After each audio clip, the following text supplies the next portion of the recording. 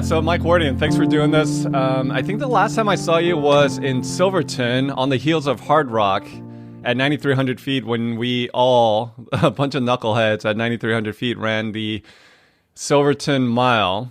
I think there were about 15 of us, and you took second or third behind Zach Miller, right around 6 minutes. And I mean, obviously, the difference between you and Zach on that morning was you ran it on the heels of running 36 hours at Hard Rock. Yes. And I mean, that's just you in a nutshell, right? Like, I've never met anyone who's been able to string back-to-back difficult adventures in the way that you do. And of course, obviously, that was just the tip of the iceberg. So let's just start here. Tell us about the craziest, one of the more crazier back-to-back events that you competed in.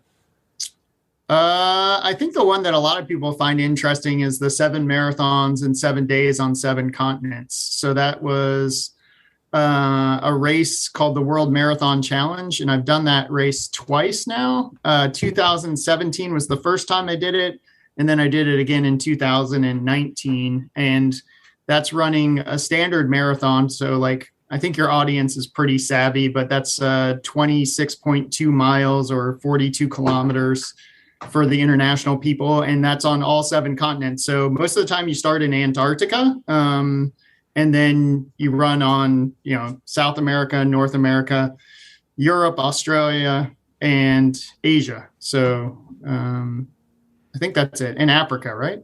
Did I say Africa? I think I missed Africa. Well, how does that work? How do the logistics work of something like that? Obviously, you're in a private jet. You have to you're crossing all kinds of different time zones. Like, tell me about some of the logistics that go into an odyssey like that.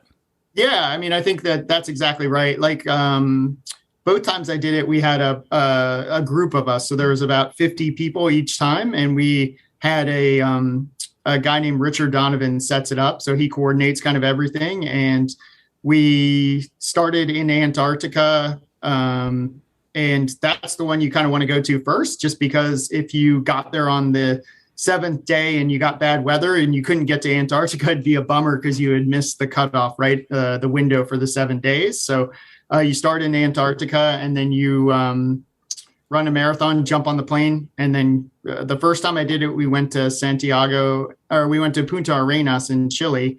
And then the second time I did it, we went to Cape Town in South Africa. And then from there, you just kind of jump to each location. So the second time in 2019, I did it, we went Antarctica, Cape Town, Perth, Dubai, Madrid, I think Santiago, and then finished in Miami. And the first time I did it, it was Antarctica, Punta Arenas, Miami, Madrid,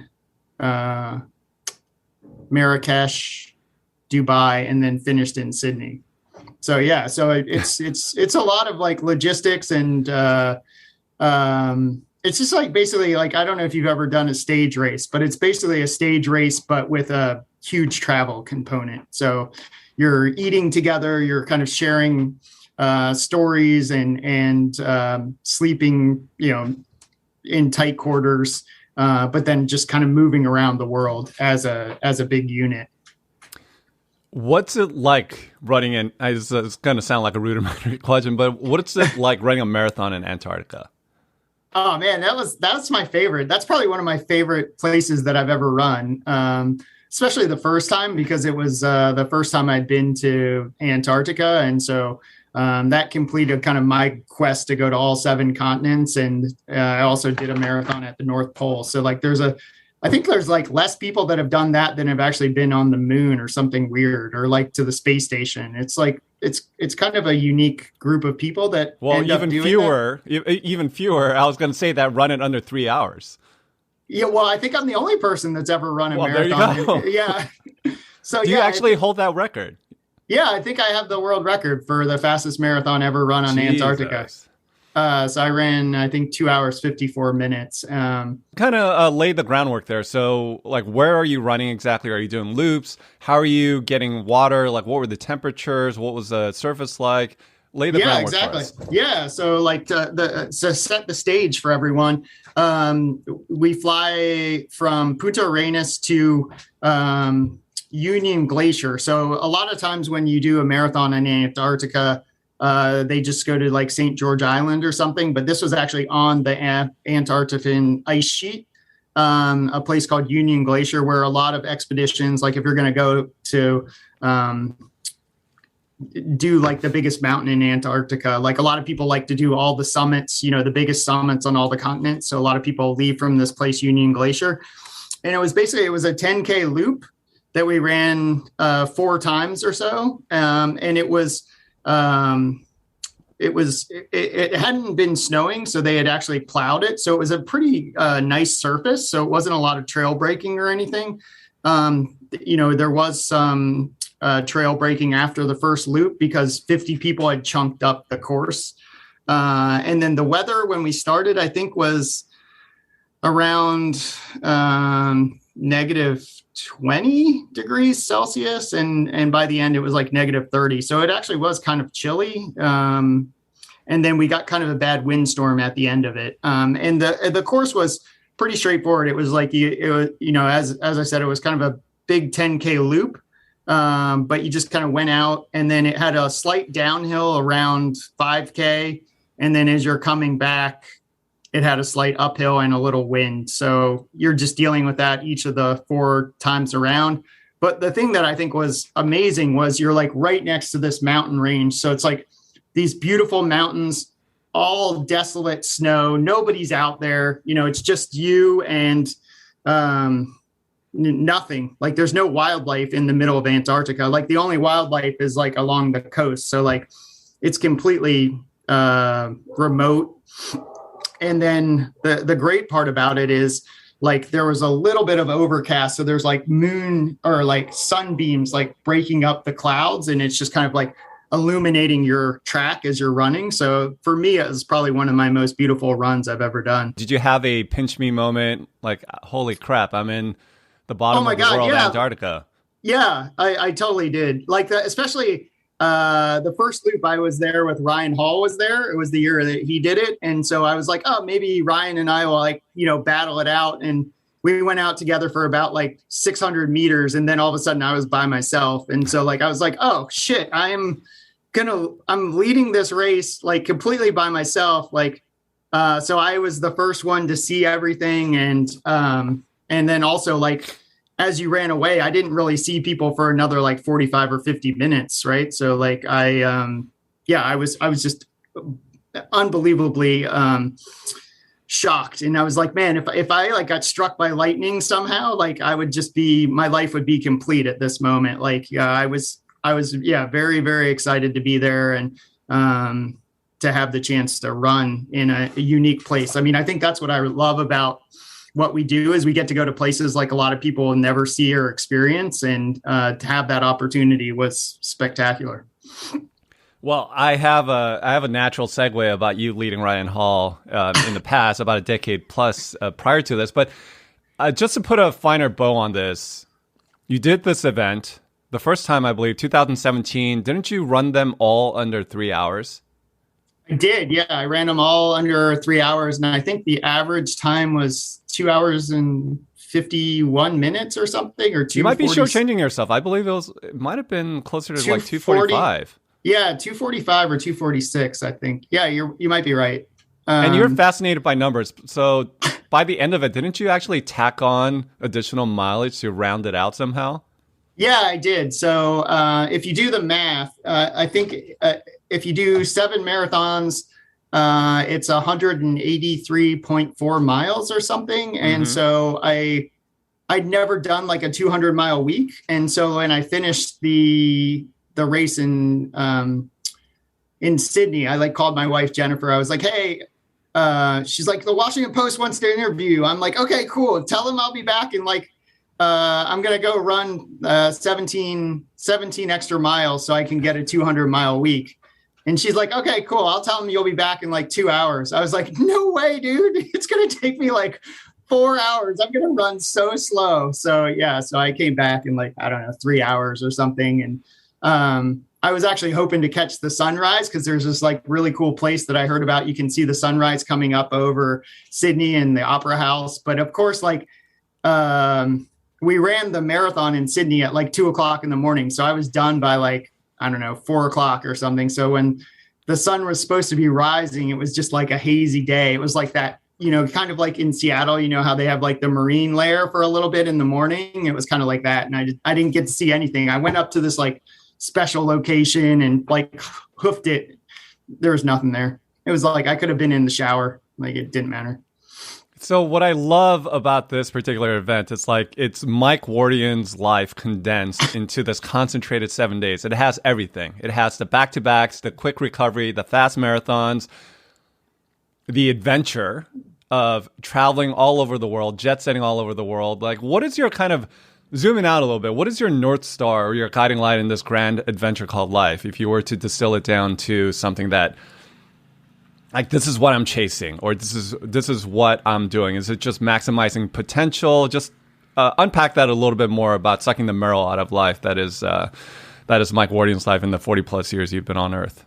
Yeah, man. I think that has a lot. That is a lot of it. I think I'm one of those people that likes to see if it's possible. Like I want to explore what I'm capable of, and then also kind of reach for that.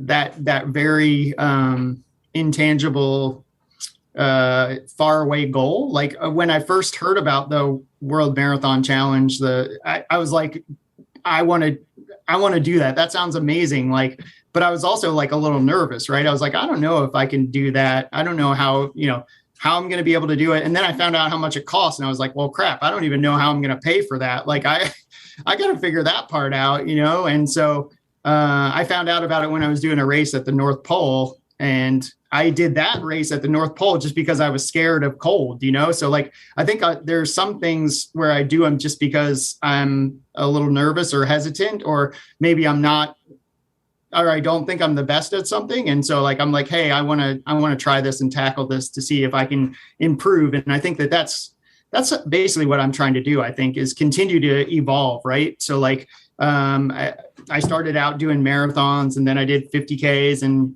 50 miles and 100 miles and trails and roads. And, I had a lot of success on the roads, but I also was like, hey, I want to see, if I can transition that and make an impression in trails. And the same thing with like just different aspects of life. Like I'm trying to become a better chess player. I'm trying to like beekeep. I'm trying to like, become a pro at pickleball, so like there's a lot of different things that I'm trying to better myself in a lot of different ways. And I'm continually learning. And I think that's really important to me, is always trying to learn more and know more than I did the day before, and be better. Right. So like, if I can just keep getting 1% better at things, then, eventually you become really good at stuff. Yeah, just sticking to running for a little bit, and then we'll get to all the other extracurricular activities at some point. But you, by far, have one of the more interesting resumes in endurance sports. Like you mentioned, all the 7 marathons in 7 days in 7 continents, JFK 50, marathons, Hard Rock Comrades, 5Ks, 10Ks. I mean, that's one of the things I like about you and I admire about you, is that you don't allow yourself to get pigeonholed into one category. You will run everything from a mile to almost like 300 miles if the event calls for it. Yeah. Is there an adventure, a running adventure that you've said no to? Oh my gosh, I say no every day, man. It's annoying because I want to say yes. I say yes to a gazillion. I'm sure logistically, yeah, you have to turn things down by the nature of how busy your life is as a family man, as a full-time. You have a full-time job too, on top of everything else, right? Yeah. We own okay. I own an international ship brokerage. So But if there was an event that said, I don't know, like, just by the nature of the stats of the event, have you turned anything down? Oh, yeah. Well, I've been turned down. So like, I wanted to do the Iditarod, the one where you like run instead, they have the dog sled. Mm-hmm. but I don't have enough experience yet. So that's one that's on my list of stuff to do. And then the other thing that I my wife and I have an agreement, like she basically lets me do anything, but I'm not allowed to climb any big mountains until the kids are 18. So like no Everest, no K2, no Aconcagua, none of that stuff until the kids are all out of school, basically. But that's something you're very much interested in? Yeah, I'm for sure interested in those kind of adventures. I think that they would be amazing. And you see that's just another evolution of being an endurance athlete, I think, is to do that kind of stuff. Yeah, but as far as like running events that like I haven't been able to do or interested in, there's not many that have intimidated me that I'm like, hey, I mean, I've been to Barkleys. I haven't done it yet. I've done a couple loops and got my butt kicked, but it was like, I did that because I was like, I'm pretty sure I'm not going to be good at this, but at least I'll give it a try. You know, I have trouble like, navigating. And if you're not a good navigator at Barkley or you can't hang on with everyone, then you're in trouble. So yeah, I had some good adventures there, but the greatest part about all these things is like, if you can just take away, like going to Barkley made me more independent. So like it allowed me to do so many FKTs and things like that, just because I was like, wow, I can go out by myself for 12 hours and I'm fine,? And so like, that's the kind of stuff that you take away. Like, even if you don't have a success from, a particular event, if you can take something away from it, then it's a win. Even if on paper, it seems like it might've not gone the way you wanted. Okay, let's get Barkleys out of the way because I know a lot of people are fascinated by it. It blew up. I don't want to get into the whole thing with the race, the mythical element of it and all that, but oh yeah, for sure. But having actually experienced it, I'm sure it was a running bucket list. What was some more surprising aspect of it that may have caught you off guard, having finally gotten in? I'd say the biggest thing was like that it reminds me a lot of Hard Rock in that it's like a real community. Mm. Like it's like got diehards, right? Like, like how people, will go on a wait list to like stand in Kroger's and freeze their, tails off, while lightning striking all around them. There's like 20 people that want to do that job. Right. And the same with like Barkley, like there's so many people that they like don't even want volunteers there now. And like, they limit how many people you can bring. And so like, I thought that was cool. I thought that like, what I think is so funny is it's just like, it would be like, if you just went to like your like local park and we're like, hey, we're just going to put a race on here. And it's like, there's nothing special about that park other than it, like, there's no like awesome view. There's no like, it's nothing. It's just like a regular park,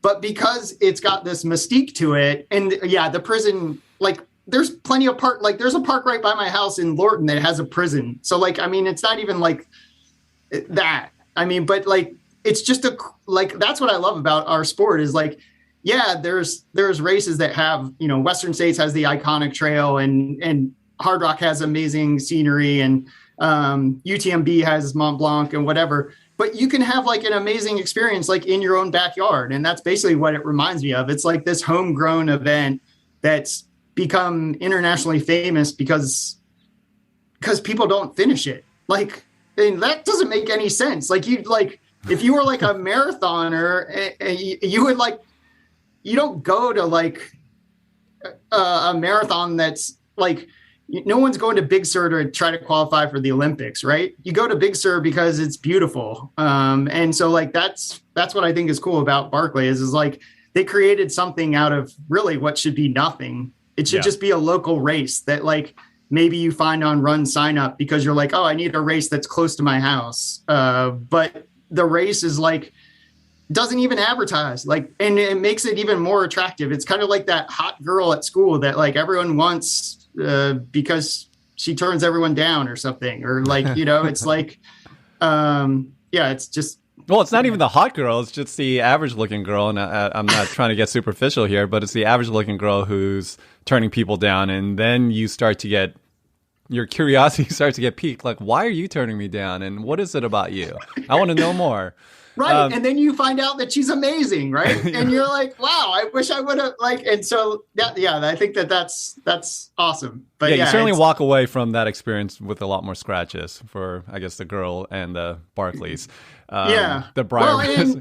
Well, and I mean, even that part's not that bad. Like, I think it's worse. It's worse the 50K they have, like, that you can sign up for, like, because the Briars are more in season then. So like they're thicker and fuller. So like when you, it's crazy. Like if people are interested, it's worth, and also like, there's documentaries about it. And I think they did a really good job kind of capturing the emotion people, it's worth, if you ever get a chance, it's worth being a part of. And also like the characters that, Laz and the team that put it together, like they're just awesome. Like I see why people love working with him.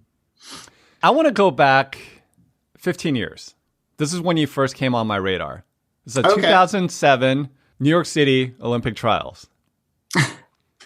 There's this guy, and I'm unpinning the Ryan Hall element of this. There's a guy for the first, I want to say like 6 miles, that's out in the lead, out in front of the Mebs, the Ryan Halls, the Abdi Abdurrahmans.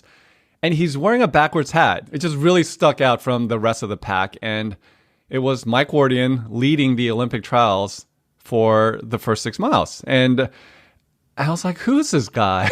It was fascinating to watch. I don't forget if I watched it in real time or not, but what do you remember about that morning and leading these elite of the American endurance field? Well, it's cool because that was my second Olympic trials. So I qualified for 3 Olympic trials, 2004, 2008, which was actually held in 2007, as you said, and then 2012. And so the first time I was just super stoked to be there. I was like, hey, this is awesome. Like, I got to run. There's a guy named Alan Culpepper who was won the 2004 trials. I was like, holy crap. Like I was like next to him on the bus, and like, and it was in Birmingham and it was awesome. They did a great job. And I think I was like one of the last people to finish that race because everyone behind me dropped out. So I think I ran like 2:35 and like it ran by the hotel and everyone dropped out. And I was like, okay, well, that didn't go the way I wanted. And so like when I got into 2008 trials, they had also cut the time you had to run. So I think you had to run. Oh, no, that was for 2012. You had to run 2:20, 2:21 or something. But I'd been training to run like 2:17 or 2:18. So like the first like 2 or 3, it was actually the first mile. We went out at like 5:27, which is like 2:21, 2:22, 2:24 pace or something.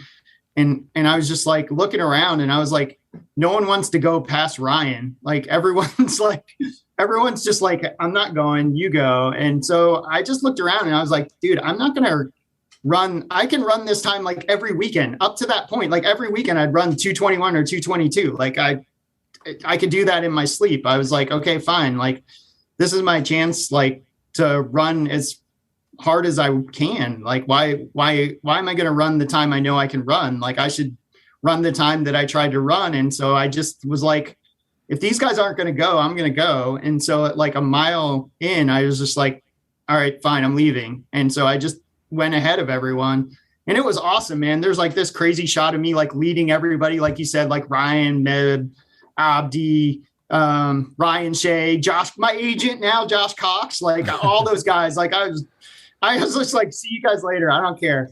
And so like there's a shot of me like running down through Central Park, or not Central Park, through Times Square. There's it's like this really cool Getty image. They got a cool shot of it.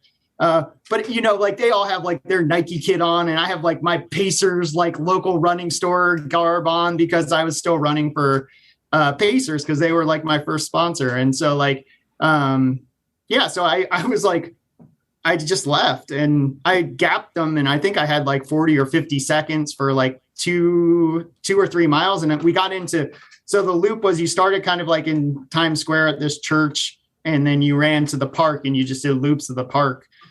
And I swear, like I went through the first loop, and one of my friends, like Mike Spindler, who's the race director for JFK, like I came into the park and he was like, "You're in first, dude, you're in first." And I was like, "I know, man."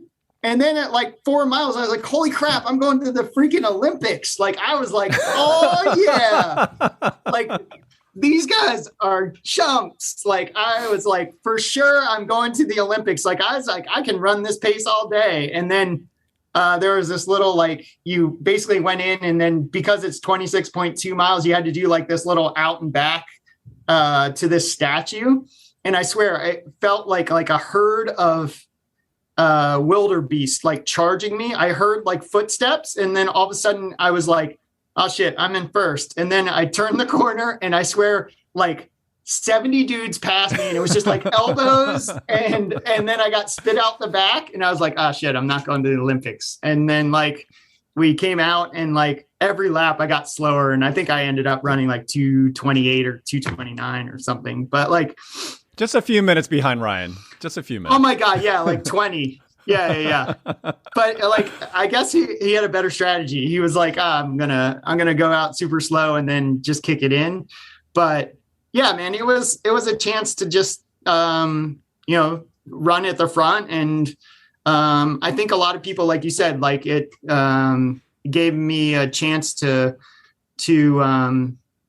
for people to take notice of me. And then it was also just an opportunity. Like I was like, "Hey, I'm going to try to, do the best I can." And, but it was funny. Mike Spindler, like every time I came around, he's like, "You're in first." And then the next time he's like, "You're in 20th." And then the next time he's like, "You're in 40th." And then I was like, "Dude, I know, I'm not going to win." So yeah. Hey, for about half an hour or so, you were allowed to dream and dream big. Oh my God, dude. I was dreaming so big. And I remember like, I was like, "Oh man," because it was in Beijing, I think that time. And I was like, "Oh shit, man. I love Chinese food." I was like, "Yeah, it's going to be awesome." Yeah. But yeah, it didn't work out. An unfortunate event happened that morning too. Ryan Shea, as you mentioned, was among the starters and ended up passing away very early on in the race. Did you have a relationship with him? I had only raced against him, and he always kicked my ass. So I was like, I'd see him warming up, and we'd warmed up a couple of times and stuff, but we weren't like friends by any means. Like he was like, I was like at this level, and he was like at this level. So, I would say that he was a faster, better runner than me. But we were always friendly. Like he was super nice. But the crazy part about that is like, I'd seen him before, and he's like a bigger, kind of stockier guy. And that was the most incredible shape I'd ever seen him in. Like he was like, when you see the guys that are super duper fit, like they're just all veins, like he was just like rippling. So I was like, wow, he might have a really good shot of doing well today. And yeah, unfortunately, I was actually still ahead at that point, so I didn't see it happen or anything. And by the time I got back around, they had all the ambulances and stuff, and I think they had already taken him off the course. But yeah, it sucked like that. Yeah, what was your reaction when you heard the news? It's such a shocking thing to hear about something like that, especially so early on. Well, yeah, and I think the big thing too is like, especially if you're at that level, like you feel like you're kind of invincible, and it like lets you know that, yeah, I mean, even if you outwardly seem fit, like stuff happens, and it's very fragile, our existence. So yeah, that's what struck me was like, I mean, if it could happen to him, it could happen to me. And so I went and got checked out, and I actually have like an athletic heart too. So like, it's something that, I'm aware of. What does that mean? Athletic heart? Do you mean a large heart? Yeah, exactly. Like, okay. Yeah. So it's like it means like, I mean, I'm sure it's probably like you probably have like a really low resting like heart rate, and you can have a chance for having an episode like that should something happen. But I was cleared to continue to compete. So like, but it's something that you probably need to look out and monitor. And so I do that with the guys at MedStar that I work with. Yeah, it's this thing where, we were talking about earlier about your North Star and what guides you, but I wonder how much of mortality or just everyday mortality, we're reminded every single day, and it's not something that we really shine a spotlight on. And I'm not saying that in a macabre way. I'm just talking about like, this is, for all we know, this is our one shot at this grand adventure, like I said, called life. So how much of that gets infused into your thinking and your approach to just all these things that you're doing is quite fascinating. I mean, you've really packed in a lot of adventures in one lifetime so far, and you're still young and still doing it at a very high level. Yeah, man. I feel like I definitely, that is a thing that, I mean, I don't want to be like YOLO or something, but it does feel like a little bit like that. Like I want to make sure that I say yes to more things than I say no to, and try to explore as much of the world. And I'm putting it out there as much as I can. I still want to run on the moon. So like, if anyone out there is listening that can make that happen, Elon Musk or, Bezos or something.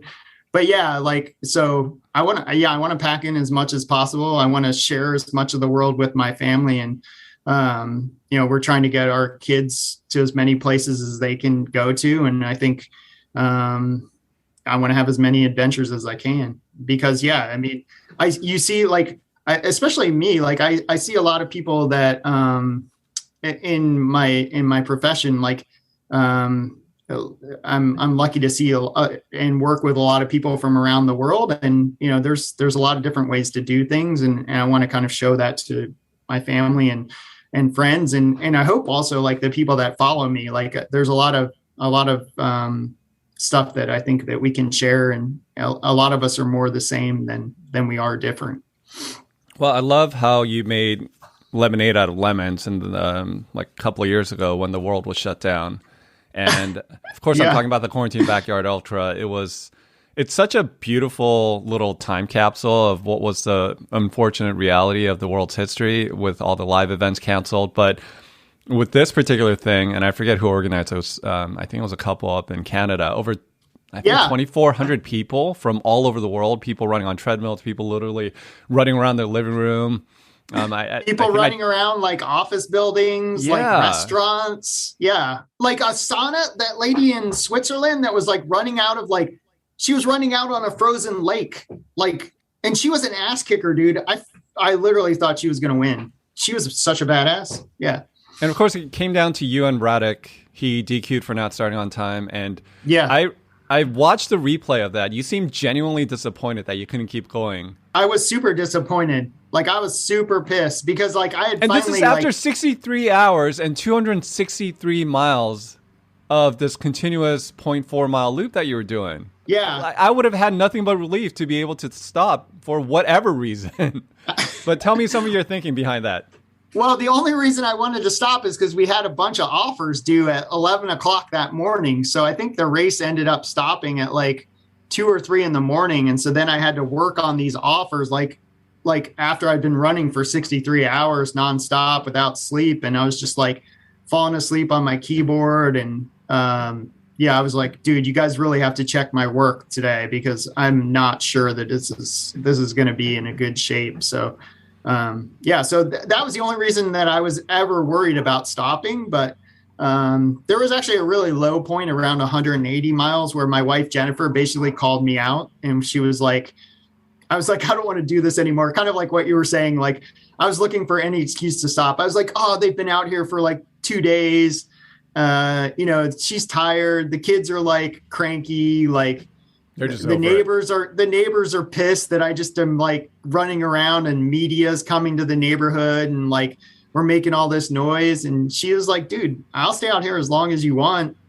And I was like, I don't really want to do it anymore. She's like, that's not a good enough reason to stop. And I was like, yeah, you're right. That's not a good enough reason. And so then I just kept going, and then I felt great. But like, I felt really low at that point. And it's kind of like any race, like, you have highs and lows, and most of the time it comes down to calories, right? Like, I probably just needed to eat and get something to drink. And then, and then I was lucky that I was able to keep going. And it was kind of, it was a super it's one of those things, like, for the people that don't know, like, the race can only go on as long as there's 2 people in it. So like, if I still felt good, I can't just keep going and doing more and more miles. So you need somebody to help you. It's called like an assist. And so I was bummed that Radek wasn't able to keep going. And also, that's not the way you want to win, right? Like, I'd rather like it be a different way than, somebody not being able to get to the start line.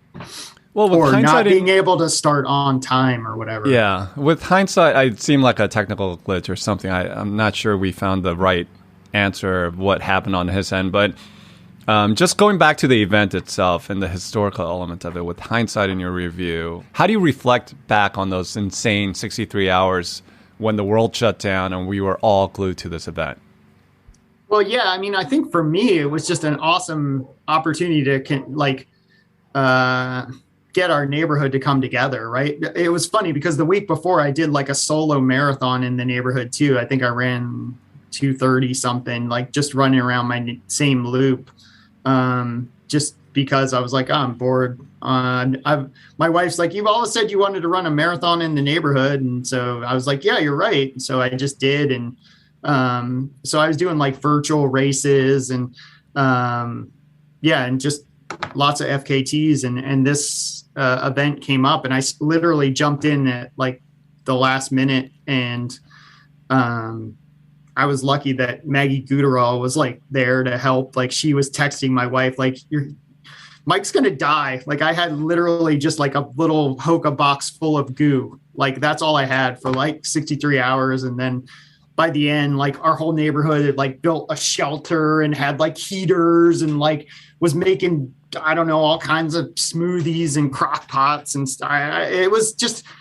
It was awesome. But like, that's what I think was so cool about it was like, everybody was like super scared of like COVID, but also like, wanted to help out their neighbor. Right. And so like, I feel like that's kind of this whole pandemic in a nutshell. In a lot of ways, it's like, yeah, it was really sucky and everyone's scared of everyone else. But at the end of the day, like humanity prevailed and like everybody just pulled together to, help me get it done. Cause you're not doing it by yourself. Like, yeah. I think that's what people think when they see like people do these type of things that we do is like, what goes on behind the scenes. Like, yeah, the guy's out there running and doing all the stuff, but like the person that like drags the 2 liter of Coke up a mountain 6 hours so that, they can have like a couple hundred calories, like, and just get that support of seeing somebody like that's the difference maker. Like, yeah, it's tough to be out there as a runner, but I think sometimes it's harder to be on the support side. And also like, the people that are organizing the events and keeping you safe, like, yeah, that's the kind of stuff like that's awesome.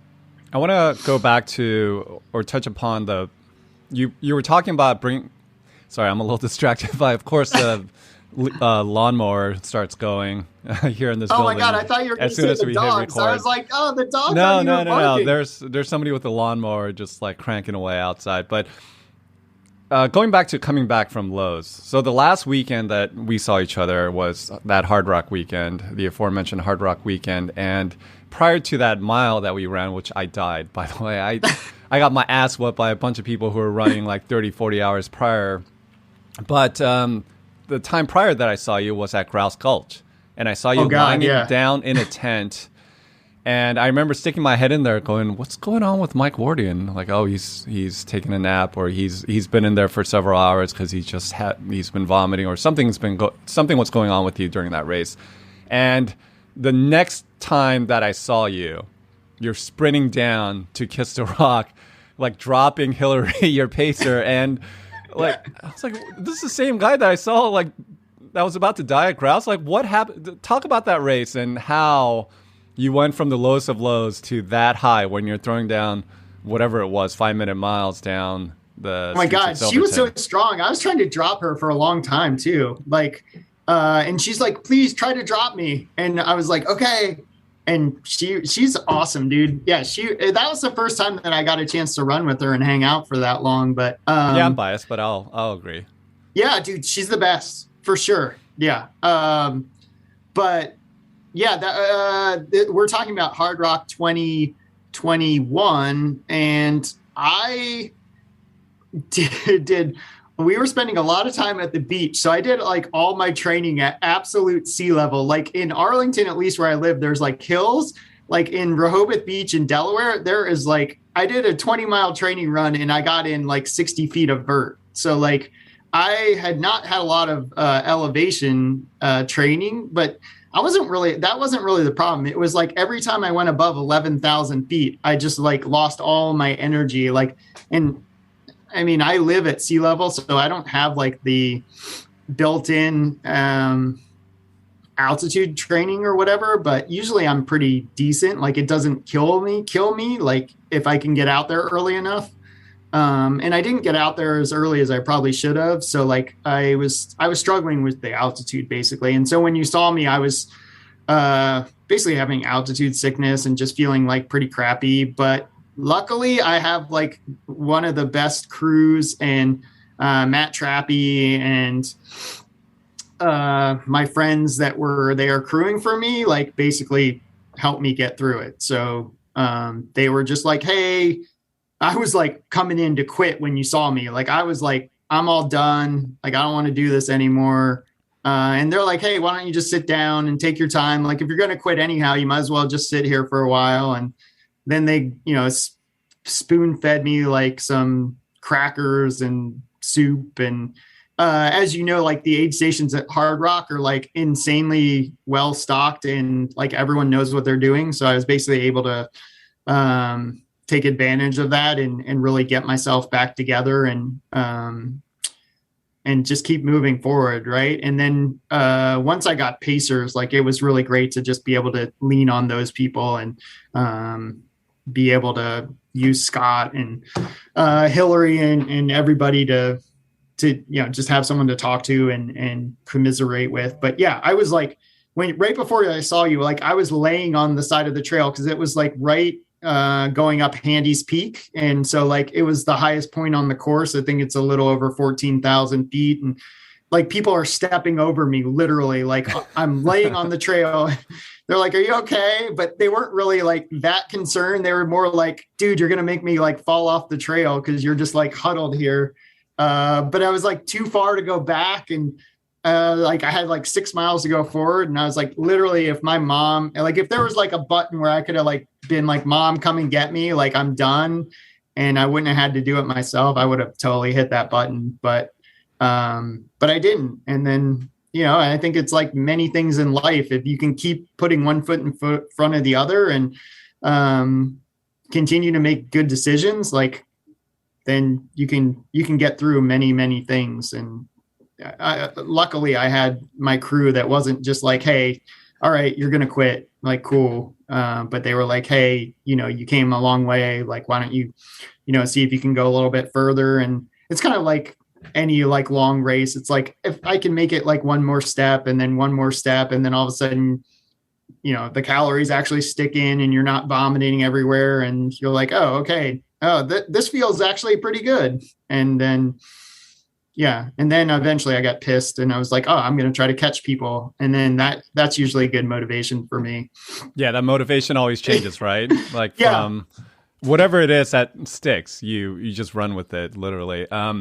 Yeah. But just going back to that mental component, I know practically as we're talking about it here, intellectually, where you say to yourself, well, things will change. I have enough experience behind me where I've had it change, just keep eating, sleep it off, whatever. But in that moment of like despair, what's going through your mind and how are you processing things? Can you actually zoom out and say, look, you have X, Y, and Z experience in doing this, so things will turn around? Like, or do you just try to take like these incremental micro steps to clawing yourself out of that hole? Well, yeah, I mean, a lot of times you're like, oh, it'll be better soon. And then when it's not better for like 10 hours, you're like, well, crap, it's not going to ever get better. Like this is going to suck. But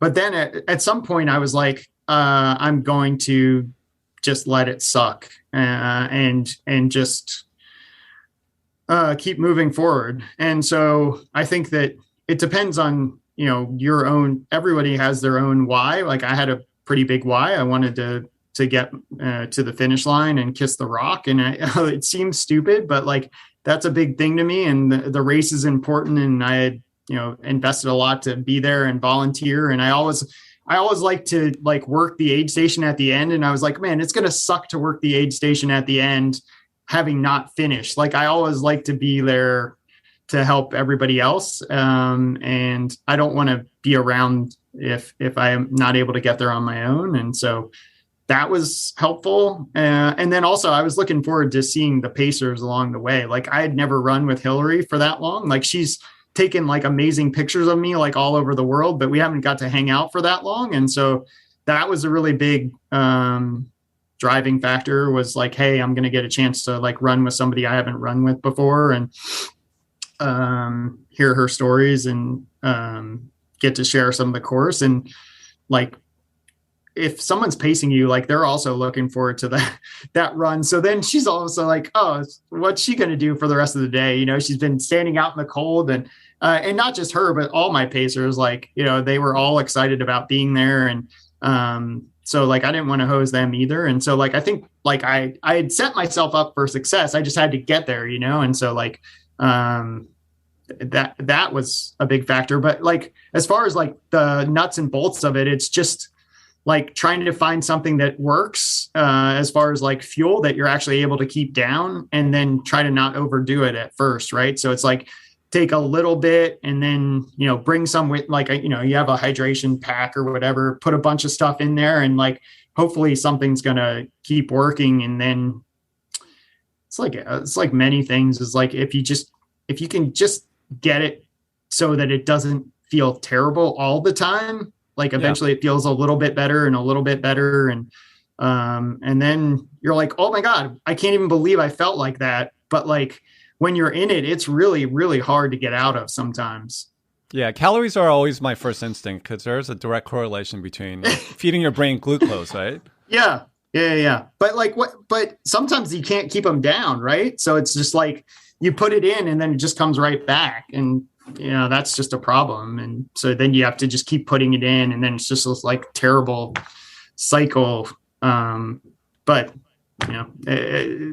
if you can find something that works, and luckily like the aid stations there have a ton of stuff to choose from. But yeah, and then just continuing to move what's weird about like doing a race like that is you don't even have to move fast. You just have to move. Like you said, like it took me like 36 hours. Like that was like 3 or 4 hours slower than I've ever done it before. And that's with like lying down and like feeling like death. But, if you can run some fast miles like I did at the end, like all of a sudden you're not doing as bad as you thought you were going to do. So, yeah. And then just having the right kit too, because like it does get dodgy there, at night and cold and stuff. So like just making sure that you can regulate your temperature and all that stuff. Speaking of food, what is your relationship with food and body image, especially as an elite level athlete where you're trying to gain a competitive advantage in any way you can legally, of course? Have you ever find yourself developing an unhealthy relationship with food and your body image? I haven't. I mean, I'm a vegetarian, almost vegan. I eat eggs and honey. But I wouldn't say like I'm super strict about like the amount of calories or micronutrients or anything like that. It's just something when in men, male athletes in particular, I feel like it's not very often talked about, but I could easily find myself going down that rabbit hole. I feel like if you allow yourself to attach success or speed or, like extra competitive advantage to your weight. Oh yeah. Mine's been pretty stable. So I'm usually like between, and maybe this is obsessive or not, but I'm usually between like 137 and 145. So, and I've been doing a lot more kind of CrossFit-y lifting type stuff. So like I have a little bit bigger upper body than I had in the past, but I feel like that's really helped me in the longer events. Like, I don't think it helps me as much as in the 5K, 10K, half marathons, but like in the longer stuff, I feel like it's been a big asset. You share a lot of that on social media, and I'm Yeah. curious if that was born from your past injuries. I know you had some stress fractures in your hernia and your pelvis, and Yeah. like I think more athletes should share that. Quite honestly, all the PT, the CrossFit, the things you Yeah. share on your social media. Talk about that a little bit. Yeah, I mean, I think that's been awesome. I think, like you're saying, like the pandemic kind of sucked for everyone, but the one thing is I found I made some new friends, and one of my probably closest friends now is a guy named Tom Mehrhofer, and he has like a awesome gym in his house, and so like he and I basically, he's been into CrossFit for a long time, but he kind of got me into it, and so like I'd say ours is like CrossFit light because I don't do like the super heavy weights like the CrossFit people do, but I still do a lot of the movements, and that's been really good. And then I work with another guy, Jesse Fuller, and do like strength, mobility, PT type stuff, which has been awesome. Like we've been working together for, I don't know, 4 or 5 years now. And I think it's made me a better, more resilient athlete, and especially like I'm 47. So like I'm an older athlete. So like, I think that has been even more important for staying healthy and being able to continue to train. I mean, I think you probably know like consistency is king, right? Like being able to train over a long period of time is how you see gains. And I feel like the strength training and fitness component has really helped me in that aspect. It's amazing how you're able to feed so many different aspects of your life, from the races, the running, the family. You have all these other interesting hobbies that we'll get to and touch upon, and your job. Like, how do you feed all these different things in a span of 24 hours each day, every day? I mean, I feel like a lot of people ask me that, like balance, and I think a lot of it comes down to is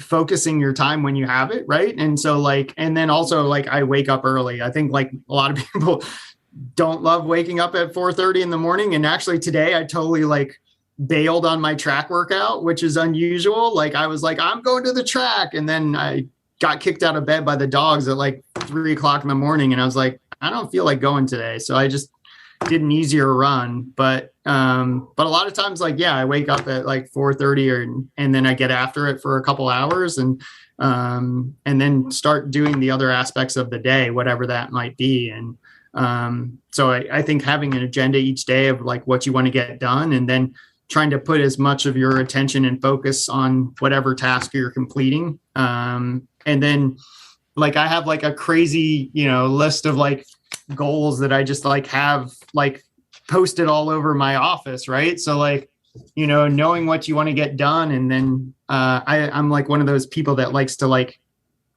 check off lists, and so like I try to be organized and detailed, and when I, get into something, try to do it as best as I can.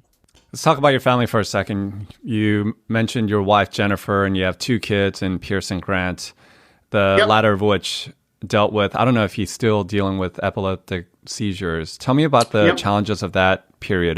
I don't know if that's in your rear view now or if you're still dealing with it. Yeah, no, that's great research. And so Grant's been seizure free for 6 years now. 6 or 7 years now. So that's been great. Like that was pretty terrible time for us. And anyone that's dealing with that, I think I know how hard that is. And I mean, Grant was having seizures, not as bad as some people, but worse than others. And that was really tough for us because we hadn't had anyone in our family that had that before. So we were trying to learn it all for the first time. And that was maybe 2011, 2012. And yeah, we were like taking turns, like, staying up and just basically like sitting over his bed, like watching him to make sure he was okay. And that was a really hard time. And then also it meant that, we were limited into, where we could go, and, couldn't go on any international flights with him in case like he started having a seizure during the flight. And But then we found some medication, and he was able to eventually grow out of them. And it's something that could come back, but right now he seems like he's fine. Right now he's just addicted to TikTok. So like, TikTok and video games. So I mean, it's pretty standard for a 13-year-old. So yeah, it's been super fun. Like, and right now he's got me. He and I are like reading anime together. So like he's got me doing manga and anime. So we're reading Tokyo Ghoul at the moment. But yeah, it's been fun to like watch him grow and luckily grow out of that. And he plays pickleball with me, which is awesome. And then our older son Pierce has been doing football, which was a shock because he was doing cross country, and he's kind of built like I am, like tall and lean. So like watching him play outside linebacker and get absolutely bulldozed by like dudes and like just grabbing onto some guy's leg and getting dragged down the field has been unique and interesting, but it's been cool to see him like really get into that. And of course, like I jumped into it too. I'm like on the chain gang, like so that I can be closer to the field to get a chance to see them up close and personal. And I got to tell you, man, those freshman boys are big, dude. Like they're big kids. But right now he's just started track, so he's going to do spring track, so that's been cool too, to get to see them continue to grow. And I'm teaching Pierce how to drive right now, which is awesome. They grow up fast, don't they? Dude, it's crazy, man. It's so cool. Like, yeah, we were just looking at some old videos because we have a couple puppies too, which you've heard, or your audience might have heard in the background. And we're looking at old pictures of our dog Rosie, who's 8 now, and 8 years ago, the kids were much smaller. So there's some cute content. Okay, you mentioned TikTok and social media. I want you to explain this tweet or elaborate on it. And this is an old tweet from, I forget exactly when this one. Yeah, this is from you earlier this year, actually. So chess is hard, and I love that. It reminds me so much of racing because a small miscalculation and you are in trouble. Yes, you can dig out like after forgetting to eat or drink for hours, but it is going to be tough and take everything you have. Won the last, boom, keep showing up. Elaborate on that tweet. Yeah, I think I sent that out after I just gotten smoked by some like 7-year-old kid at a chess tournament. And it was dumb because I just made one little, chess is obviously decided by making moves, but if you make one bad move, that can be the difference in winning and losing. And I think I had an advantage, and then it's called a blunder in chess, like when you make a move that is just a bad move. But it's very cool because everything is known. There's no surprises in a chess game. Like everyone has the same amount of pieces, everyone gets the same amount of turns, everything is calculatable. And so if you miscalculate and you make a blunder, like you pay for it. And I feel like that's the same in racing. Like if you're supposed to eat, you're supposed to drink, and if you get carried up in racing the guy next to you or looking around and not paying attention, or you're like, oh, I don't need to eat because I'm going to see my crew and they don't show up, or whatever it is, the only person that you have to blame is yourself. And so like, I think that's what's cool about chess and running and life in general is like, there's a lot of things that can happen, but most of the time it's something that you can control. And yeah, chess is hard too, because it's a very definitive result, right? Like it's either win, you lose.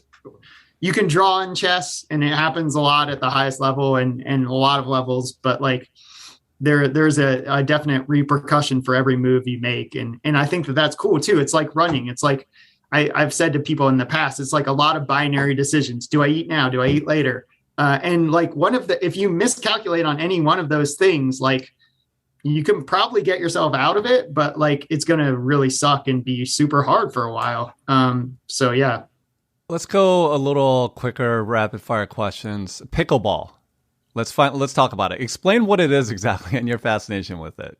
Oh my gosh. Well, for those of you who don't know or don't have grandparents or elderly people that are playing it, it's played on a tennis court or a hard surface. Some places have dedicated pickleball courts, but it's kind of like badminton, ping pong, and tennis all wrapped into one.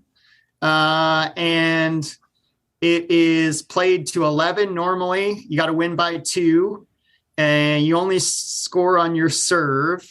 And the thing that I think most people struggle with is like calling the score. So it's like 2-2-1, and 1 is like whoever's serving. So most of the time you play doubles. So it's like first server or second server. And it's just awesome, man. It's just like, it's such a great sport because it's designed in a way that everyone has a chance. Like you can't win on your serve. You can't win on the return.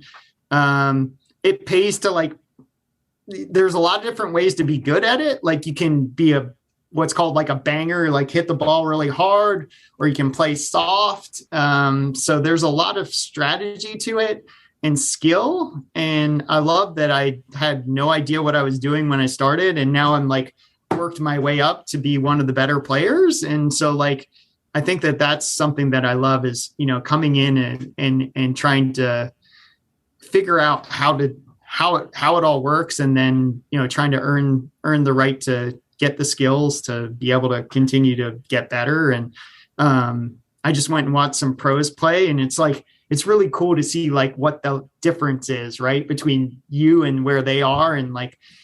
And then also I was just like kind of figuring out like how they earn their living like the other night, because it's kind of like running. It's like you see like a pro runner and you think, oh, they just got to run fast to like make a living. And like, that's like a very, very small part of it. As you know, there's like a lot of different ways where you can be successful. And so like, I mean, you've done an amazing job in creating content and putting stuff out, but also like with your running and like, yeah, so like, that's what I think is fascinating is just, and it's also like one of the fastest growing sports, like, and it's a really cool thing because like today I played with some ladies this morning that were all in their 70s, and like, it was a good game. Like, yeah, my team won, but like it was close and competitive. And one of the ladies like pegged me in the chest with the ball, and it was awesome. Like, but like,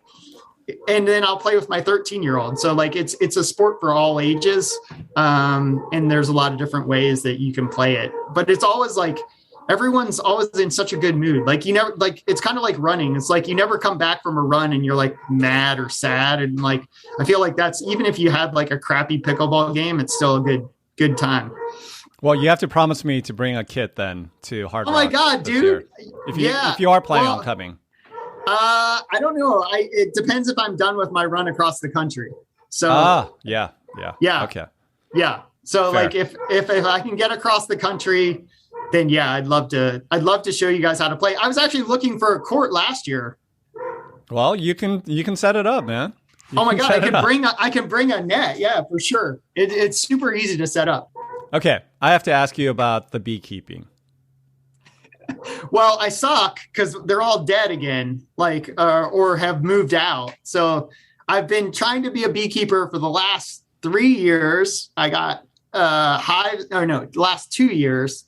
I've got hives up both years, and both years I've been unsuccessful. This year I had so much honey, and then everybody just moved out of my hive. Like I literally like went away for a week, and I was like, oh, they must be like just, out or whatever. And then I checked the hive, and it was like got vandalized. Like all the honey was gone. Like some neighboring bees came in and just looted it. So. So this year I think I might get 2 hives, so that I have a 50% more chance of having success. And the last 2 years I've caught what's called like, do you beekeep or anything about it?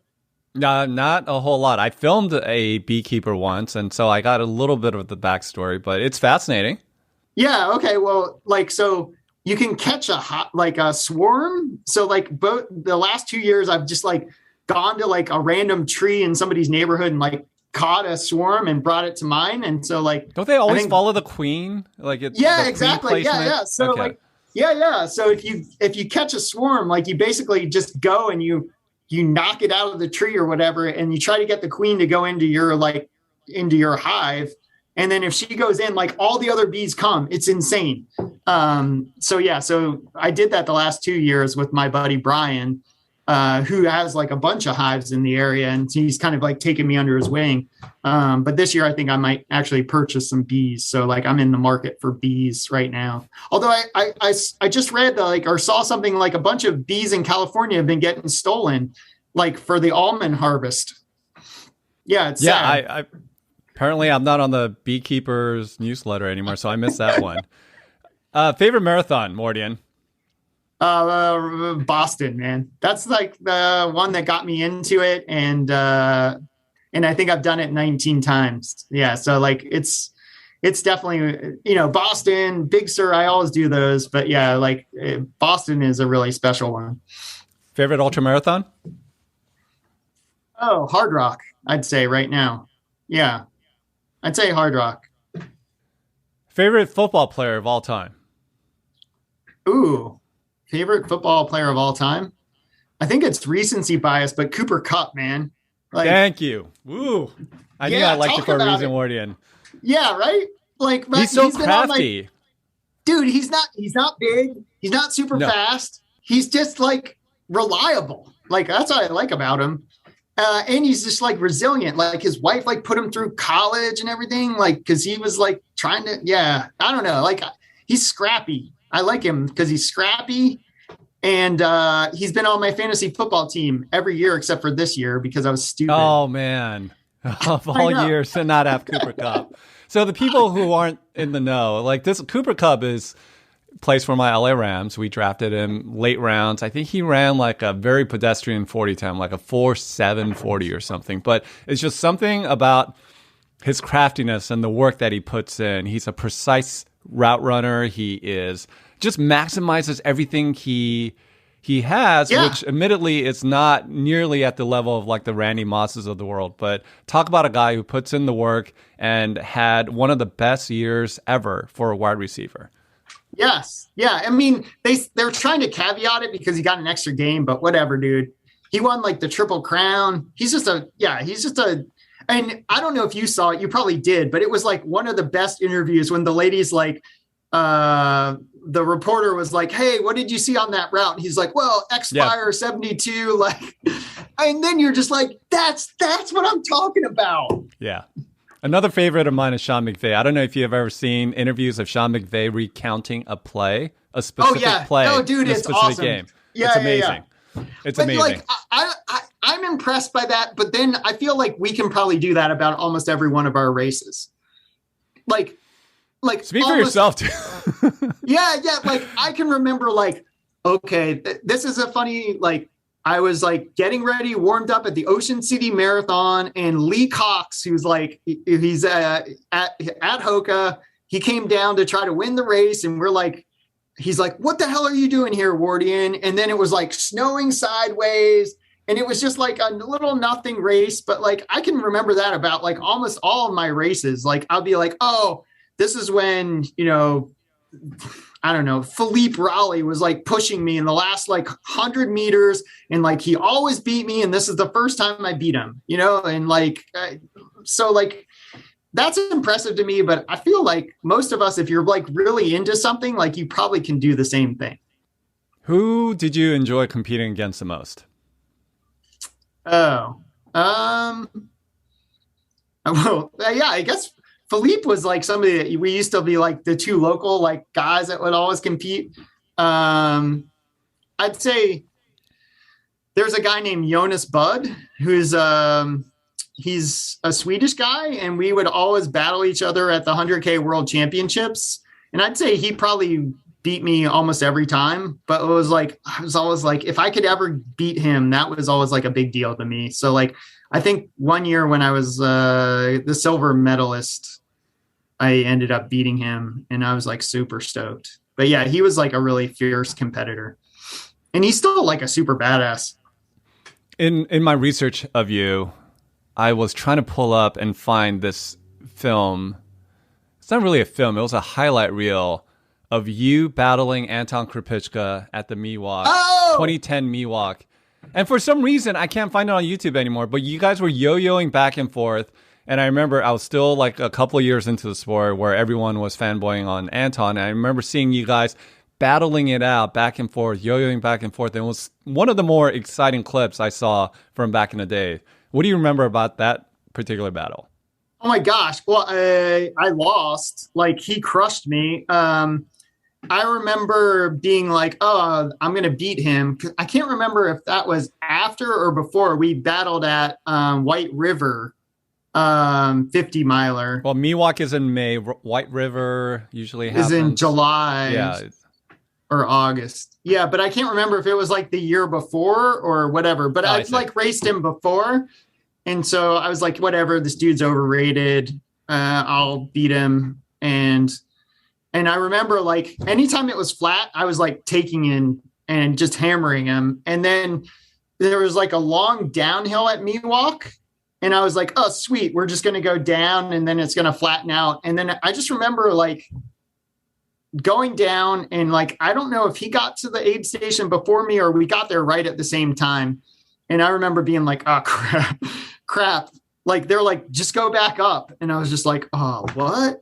And then like, I remember him like having crew there and he just threw his bottles and they just gave him bottles and I didn't have anyone. And I just was like trying to get some goose and like shoving food in my face. And then I like turned around and he was just doing like, but it was like 7:38 minute pace all the way up the hill. And by the time we got to the top, I was down 10 minutes or something. Like, he absolutely dropped the hammer on me. And I just remember him being like, oh, dude, that guy's really strong. And so, yeah, but yeah, I'd say he was really strong back in the day. Like, he was probably in the middle of like a 300-mile week or something. Like, right. Who knows? But yeah, I remember that being super fun. And I think, yeah, I probably got off. I feel like I got off course too, because I was just stupid and took a wrong turn, but it didn't matter. He was going to beat me anyhow. What's your favorite sports movie? Ooh, that's a good question. Favorite sports movie that I've seen lately. I feel like everyone says like Rudy or something like that. I'd say, Icarus I saw lately. That was really interesting. Like the movie on Netflix, like the documentary. I wouldn't say that's like a favorite though. Sports movie. They're usually baseball for me. I love like Moneyball, League of Their Own. Oh, Moneyball. That was really good. I was thinking like Any Given Sunday. That was pretty good. Jerry Maguire. That was pretty good. Trying to think if there's one recently that I saw that was really good. I can't think of anything.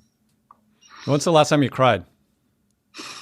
Oh, dude, I feel like it was going to be last night. I was like on the verge of tears. I was like at Pickleball and I was like, this isn't fun tonight. I was like, it's like, what happened?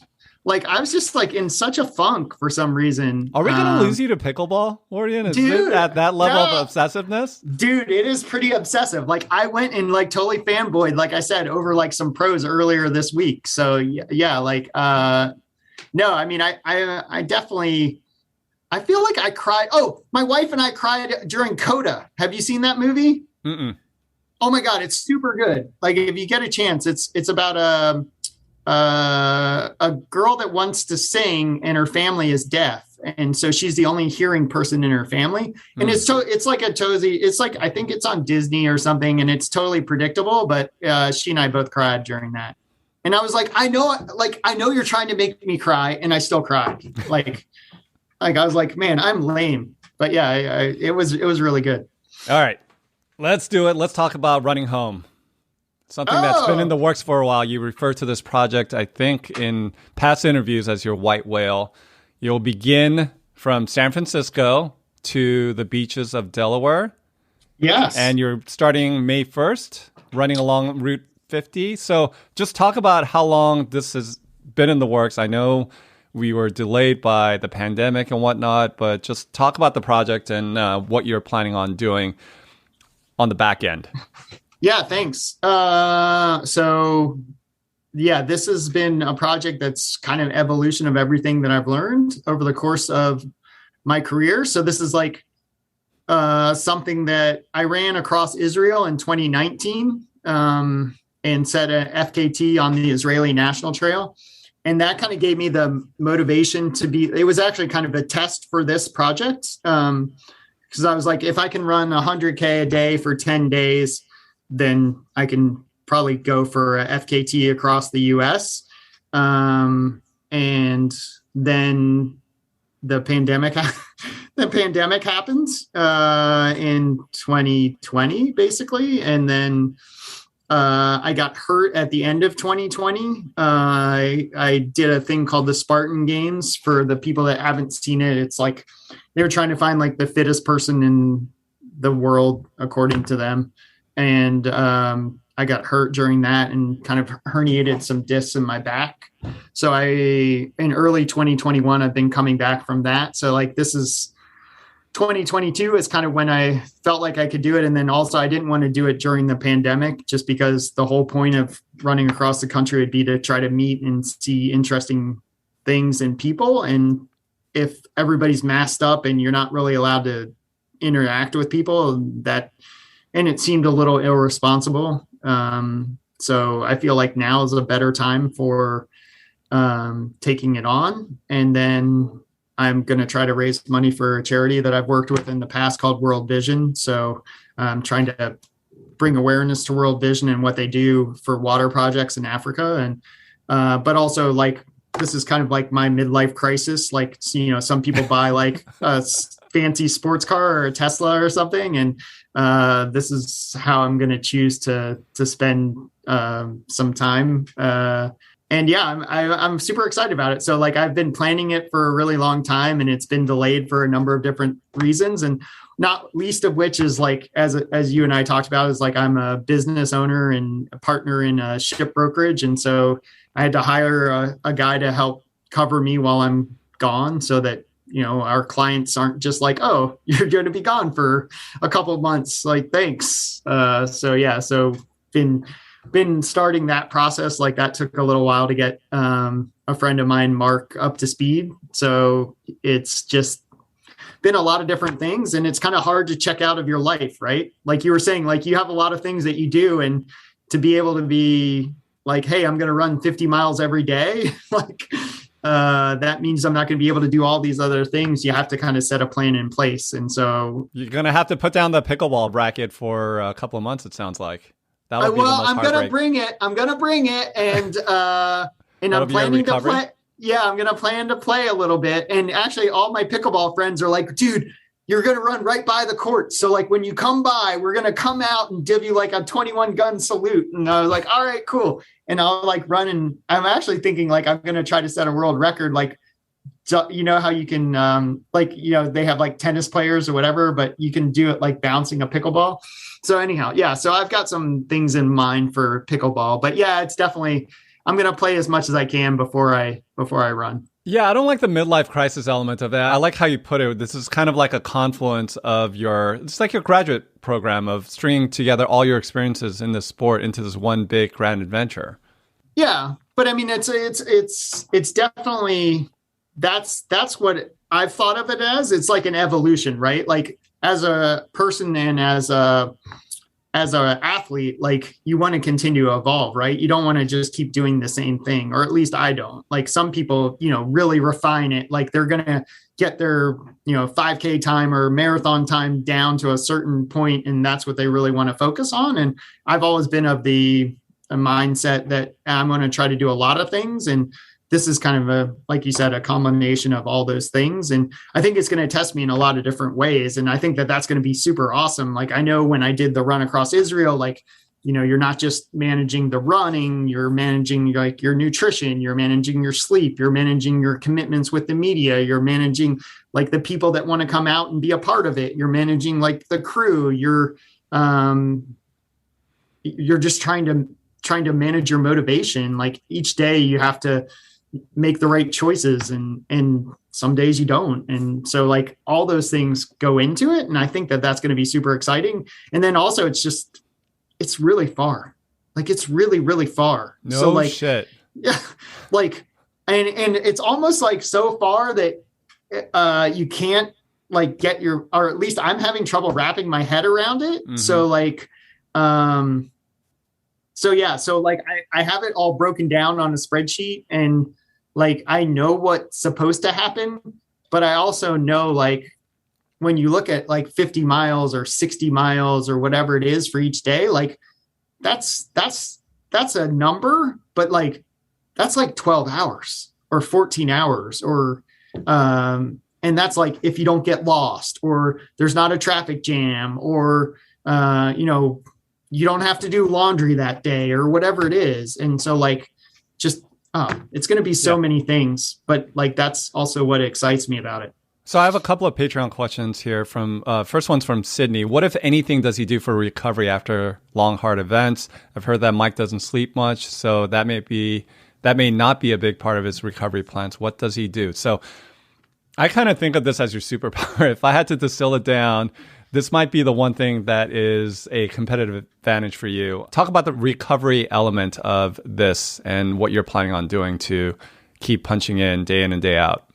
Yeah, I mean, I think that that's going to be a huge factor. Like, so, I've done a lot of research. I've talked to a lot of people that have done it, and a lot of people say like, don't run more than 14 hours, no matter what. So, like, however far you get, because you need time to sleep, need time to eat, you know, go to the bathroom, clean up, and all that stuff. So, like, be very cognizant of having like a stop dead date or time. So, like, that's something that I'm going to try to keep in mind. And then having really good fuel, like good nutrition and calories. Then also having like things that are super dense in calories, like calorie rich stuff. So like I've already talked to like an ice cream, like a vegan ice cream company called like Eclipse to like try to, you know, make sure that I can recover. Like I've got like been talking to like Stoke Oats and Michelle's Girl, a bunch of companies to like work on me getting really good nutrition. I've put in place like testing, I think, or at least I'm talking, like I work with MedStar Health and we're talking about like how to do testing so that I can make sure that I'm keeping up on like iron and all those type of things. Like, and then as far as like, I'm probably going to do, I don't know if you've used them before, but like the sleeves, like the Hypervice has like the compression sleeves. Are you talking about the boots, the recovery boots? Yeah, exactly. Yeah, okay. Yeah. So like, so probably get some boots, and like I have like a Theragun type thing or a Hypervolt gun. So no massage therapist on this trip. I'm not going to have one on the trip, but I probably will try to get massages if I can, if I'm in a place that has them. That's worked really well for me during stage races. And then also, if I'm just doing a lot of back-to-back stuff, but I'm not going to, nobody on my crew it's going to be my dad and this guy, Eric Bells, who crewed for Carl Meltzer. So like, I'm going to have 2 dedicated crew people, and then I think right now we have like 30 or 40 volunteers already coming out like to different parts of the event. So that's going to be super cool. It's just to have different people to run with.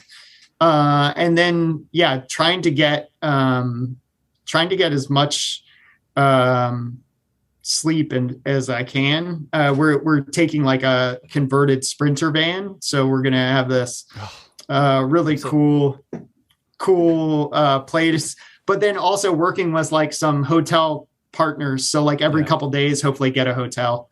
But yeah, try to, I don't know about you, Billy, but like, I have an idea of how it's going to go in my head, but like all these things, like I'm sure like what I think is going to be happening is not really what's going to happen, or like, it's not going to work the way we think. And then, I'm really curious as to see like the first, like I was saying, like to somebody, it's like no matter how fit you are, like you're going to be soft at the beginning. And like the person that comes out at the other side is going to be super hard. Like you're going to be like so dialed. And it's going to like, I remember at the end of like running across Israel, like I only wanted 2 pairs of socks. Like I had 30 pairs of socks, but only 2 pairs of socks were the ones that I would ever wear every day. And like, and I was like a hard man by the end. I was like, I can do this for the rest of my life, like if I had to. But the moment I stopped, I was like wiped out and I was like done for like 6 months, you know? So like, I'm really curious to see like the evolution. Like, you know, I'm probably going to have a little bit of, you know, I'm going to look different, like physically, and then mentally, I'm going to be a different person at the end. Why don't you go full Forrest Gump and just let the beard grow, let the hair grow? Oh my God, I'm totally going to do that. Yeah, for sure. And then at the end, hopefully set a Guinness World Record for like Forrest Gump oh yeah. I've thought about that for sure. Yeah. I've already warned my friend Rob Pope, who has the record, that I'm going to come and try to get that. Another question from Kendra. She asked if the dogs are coming with him to be a part of the support crew. So she also asked who all will be a part of that. How precisely is it mapped out for mileage day? And does he plan to stick to his planned stops, locations, no matter what? So you kind of answered that with the stop dead time of 14 hours. It sounds like your wife and kids will not be a part of it. And that means your dogs won't be a part of it either?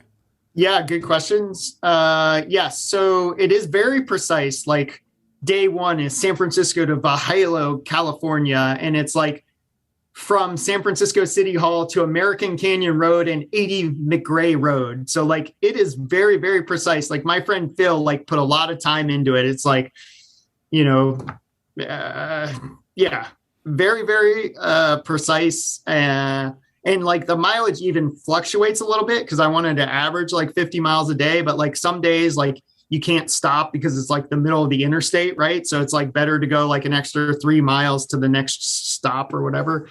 So like one of them is like I'm stopping at a Jack in the Box, right? And another one is like I'm starting from Pizza Hut and like I'm going to be at the Best Western on the 28th day or something. So like it's very precise and calibrated that way.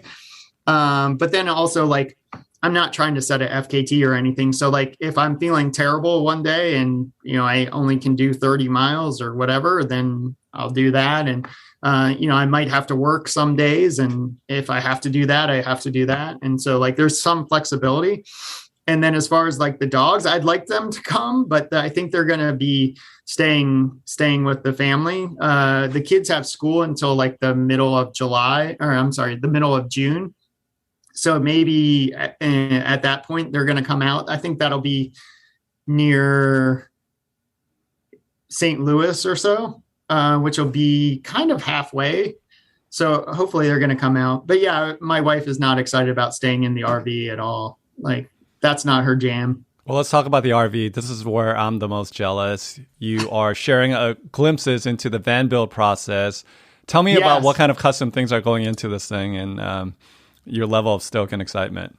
Oh my gosh. So yeah, I'm working with Chex Fans and they randomly, like I'm so excited. Like they're like a local Arlington based or Virginia based van maker. And this is kind of their first build. So like I'm one of their first customers as far as being able to try out the vans. And yeah, they're really, really cool. And I've been sharing a little bit about it, but right now the bed frames have gone in, but we actually went out there like a week or so ago and we're talking about like, hey, I'm going to have shoes here. And they're like, oh, we can put a cabinet in here. And then they're like, how does this toilet look? And like, do you want a shower here? And like, you know, if the shower's on, you know, do you think you'll have enough room? So I was like, they were like measuring me to like see like, you know, how much space. Yeah, it's really exciting. And then we're like, you know how we were only going to be 2 people. Now I think there's 3 of us. So then we were talking about like, okay, we could put another bunk in,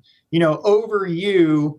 But like your dad's older. So like, he probably wants to be on the floor. So like, we'll have him here and like a pull out. So yeah, it's super custom as far as like, they're really willing to accommodate things, but also like coming up with really creative solutions. And then, you know, wiring, like there's like I mean, these things are amazing. Like they're going to have like a projector so you can like have local Wi-Fi so you can stream Netflix and like whatever you want. I'm hoping like I talked to T-Mobile about getting a hotspot. So like that's just come in. So hopefully if I need to work, I'll be able to work from the road.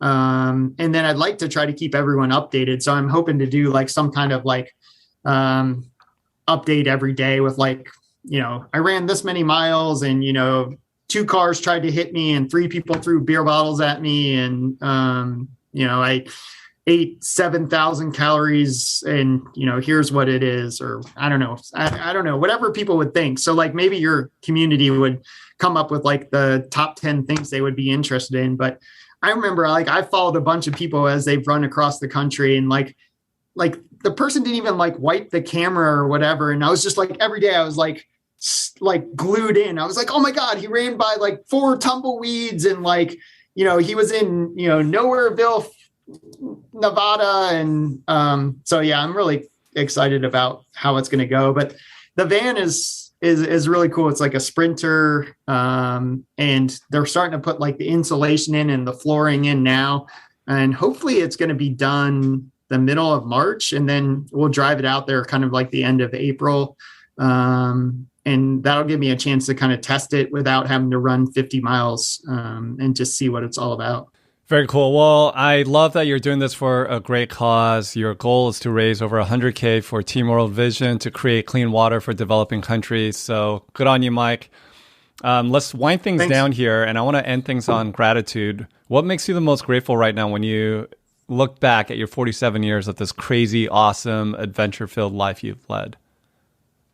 Well, I mean, I think if I wouldn't say like one of the best things was meeting my wife, Jennifer. Like we just totally met at a frat party. And I didn't expect it to be, I don't think either of us expected it to be something that became so special and much more than just a random interaction. And yeah, I feel like she's been there for me like from the very beginning. And so like, I feel super fortunate that I have a partner that's as interested in seeing me succeed as she is in her own endeavors. And so that's been great. And then our kids are fantastic. Like I feel super lucky. Our kids are good kids. They do well in school. They still want to talk to us, which is nice. So that's fun. And then, yeah, I feel like I've been lucky and fortunate, like to have like extended family. Like I'm still really close with my brother and sister, and they're going to be a part of this and come out, and my mom and dad. And, I've had a good support system, but also I've been super lucky that I've had great partners along the way. Like I've been able to be with a lot of different brands for a long time and have a lot of great partners that are going to help me with a lot of the things that I've wanted to do. And so I feel lucky that I've made good friends in our community, right? Like I feel like, some of the best people are in the endurance sports world. And I've been lucky to get to meet a lot of, the famous people, like you said, like Ryan and Meb and Abdi and Dave McGilvery is a friend, and, he's the race director of the freaking Boston Marathon. And like, I'm supposed to talk to him this week about like, he ran across the country in like 1978. And it's still like one of the top things he's ever done, but he's like, oh, I've got a lot of tips for you. And so, yeah, I feel fortunate to have had all these experiences. And, but I think like staying healthy too, like I got hurt, pretty bad in 2020. And I was like, wow, maybe my career is over. And to be able to come back from that and to be in the sport this long, right? Like you see like a lot of people come into our sport and blaze really bright and have a lot of success. And then, they're gone after a couple of years, and to be, still in the sport and still doing things that people find interesting and exciting, and that I'm still excited to be in the sport. Like, a lot of my friends, like you were saying, like some of the people that you competed against, like a lot of those people are no longer even competing. Right. So like, I'm still, finding new people to mix it up with. And yeah, I feel really grateful for all those things. But yeah, like opportunities, I feel like that's probably the most thing I'm grateful for. Well, you remember all this if you're thinking about dipping your toes into the pickleball community and forgetting about us. So, No, man, they're great too, dude. They're great too. Dude, I mean, like what an exemplary life you've led and continuing to lead. And above and beyond all of that, I think you're just an exemplary person. And this conversation definitely confirmed that. It was a long time coming. You did not disappoint. So thanks for coming on and chatting with me today, Iron Mike. Hey man, thanks a lot for having me, and thanks for working with my audio. Like, I hope it's up to your standards. I know I don't have the big microphone, but yeah, I love what you do, and it's really awesome that you're out there shining light on people. So thanks for doing that, and thanks for hanging out with my buddy Hillary. It looks like you guys are having a good time. Thanks, Mike.